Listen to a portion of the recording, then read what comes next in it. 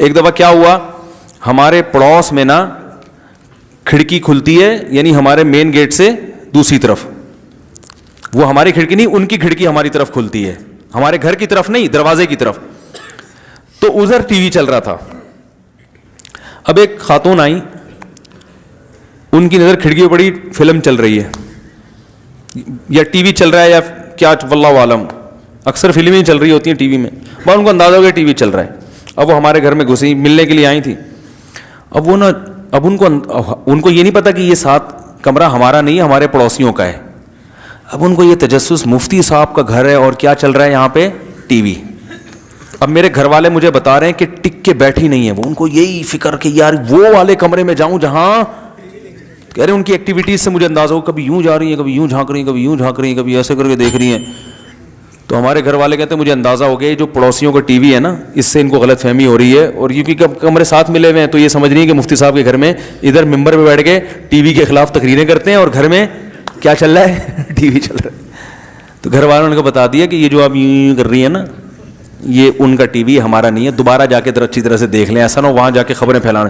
تو بھائی اگر آپ کو گھر میں بلائے چائے کے لیے, چائے پیو, پتلی گلی سے نکلو, آپ جھانک جھانک کے یوں کرنا یوں کرنا یوں کرنا, کتنی گھٹیا حرکت ہے. یہ چل رہا ہے مارکیٹ میں, اور یہ اگر صفائی نہ ہوتی تو ان کو تو یہ ہو جانا تھا. کہ تو ہمیں تو شریعت نے سکھایا ہے اچھا گمان. بس یہ ایک واقعہ سنا کے بیان ختم کرتا ہوں.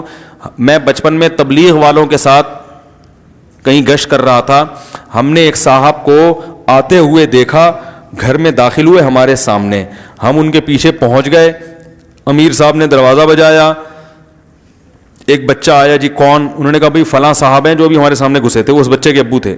بچے نے کہا بھی بتاتا ہوں, پوچھتا ہوں میں.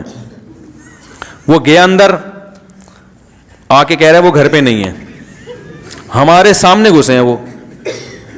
تو امیر صاحب, دیکھو یہ ہوتا ہے تبلیغی جماعت کی جو کامیابی کی وجہ ہے نا, یہ بیسک اصول ہیں, یہ بنیادی اصول ہیں جس کی وجہ سے وہ پوری دنیا میں پھیل گئے. صرف زبان سے کہتے نہیں ہیں, جو کہہ رہے ہیں اس پر عمل بھی ہے. تو امیر صاحب نے کہا, امیر صاحب کو اندازہ ہو گیا کہ بھئی یہ بدگمانی ہو رہی ہے ان سب کو. تو انہوں نے کہا دیکھو مسلمان, ہم تبلیغ کرنے نکلے ہیں نا, تو پہلے خود تو عمل کریں. خود عمل میں کیا ہے کہ کسی کے خلاف بدگمانی, قرآن میں اللہ فرماتے ہیں مت کرو, اچھا محمل تلاش کرو. تو انہوں نے کہا وہ یہاں سے آئے ہیں, پیچھے بھی دروازہ ہے, جو میں اکثر بیان میں کہتا ہوں نا پتلی گلی, تو بھائی چوڑی گلی کے ساتھ پتلی گلی بھی تو ہوتی ہے نا. بھائی وہ آئے ہوں, پانی پیا ہو اور اس دروازے سے نکل کے باہر چلے گئے ہوں, تو بچے نے آ کے کہا ہو کہ بھائی نہیں ہے گھر پہ, تو عین ممکن ہے. اور واقعی ایسا ہوتا بھی ہے. بعض دفعہ انسان بھاگا بھاگا ایک دروازے سے آتا ہے, گھر میں پانی پیا یا واش روم گیا اور دوسرے دروازے سے فوراً نکل گیا. تو مجھے ان کا یہ جملہ بہت اچھا لگا اس واقعے میں. 12-13 سال کا تھا اس وقت سے مجھے یہ واقعہ ذہن سے نکلتا نہیں ہے. یہ ہے کہ ان بعض الظن اسم, اے ایمان والو بدگمانی مت کرو, اکثر گمان برے ہوتے ہیں, گناہ ملتا ہے اس پہ. اچھا محمل تلاش کرو بھائی, کہ ضروری تھوڑی جھوٹ بول رہا ہو, لیکن ہم کیا کرتے ہیں 99% امکان ہوتا ہے کہ سچ بول رہا ہے, لیکن 1% چانس ہوتا ہے جھوٹ بول رہا ہے, تو ہم کہتے ہیں چھوڑو ایک نمبر کا وہ جھوٹ, ابے ہمیں پتا ہے جھوٹ بول رہا ہے. جلیلی سوال کے جواب دے دیتے ہیں, بھائی میرے بھائی نے اپنی اہلیہ کو 3 طلاق دی, اب کہتے ہیں کہ حلالہ کر لیا, لیکن ہم نے کوئی تصدیق نہیں کی, کیا تصدیق کرانا ضروری ہے؟ بھائی دیکھو, ایک آدمی اگر اپنی بیوی کو 3 طلاقیں دیتا ہے, پہلی بات تو گناہ کرتا ہے, اکٹھی 3 طلاقیں دینا جائز نہیں ہے, لیکن طلاقیں واقع ہو جائیں گی. اس میں پورا مدلل ابھی کلپ بھی ریکارڈ کروانے والا ہوں انشاءاللہ.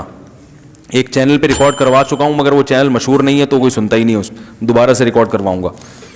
میرے یہ علمی بیانات ہوتے, یہ جو میرے بیانات ہوتے ہیں نا, یہ واضح نصیحت ہے, اس پر کسی کے علم کو نہ پرکھا کریں آپ بیٹھ کے, سمجھ رہے ہو. جو میرے جو تحقیقی بیانات ہیں یا میری تحقیقی مقالے ہیں وہ الگ ہیں, اس کا اسٹائل بولو بھائی الگ ہوتا ہے. ان کو مقالے میرے پڑھیں آپ, ریسرچ پہ تحقیقی جو مقالے میں نے لکھے ہیں, اس کے بعد آپ فیصلہ کریں کہ قدوری پڑھانے کی طاقت ہے یا نہیں. ہو سکتا ہے میں بالکل قدوری بھی نہ پڑھا سکتا ہوں, لیکن آپ پہلے ریسرچ کر لیں, اس کے بعد آپ فیصلہ کریں.